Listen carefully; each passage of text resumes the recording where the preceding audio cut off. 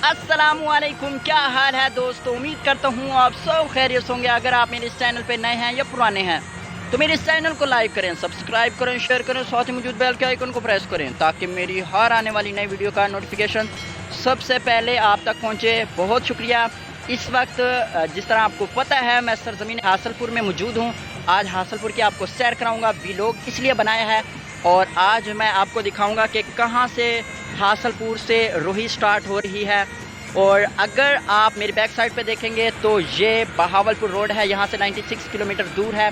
मेरी back side पे सीधा जो दरख्त नज़र आ रहे हैं ये गवर्नमेंट एसोसिएट कॉलेज हासलपुर है। इससे राइट साइड पे सिटी शुरू हो जाता है, बैक साइड पे रोड है, लेफ्ट साइड पे मगरिब की जाने बहावलपुर वाक़िया है और बहुत ही रौनक वाला ये रोड है। और मेरे सामने ये आपको सारा यहाँ से रोही स्टार्ट हो रहा है।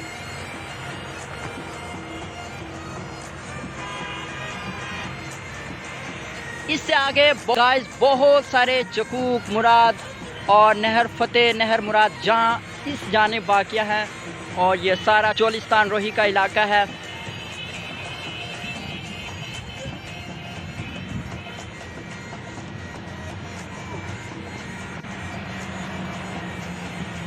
गाइस अगर आप इससे ज़्यादा और इंफॉर्मेशन सिटी हासलपुर की जानना चाहते हैं तो गाइस आप हासलपुर ज़रूर तशरीफ़ लाएं।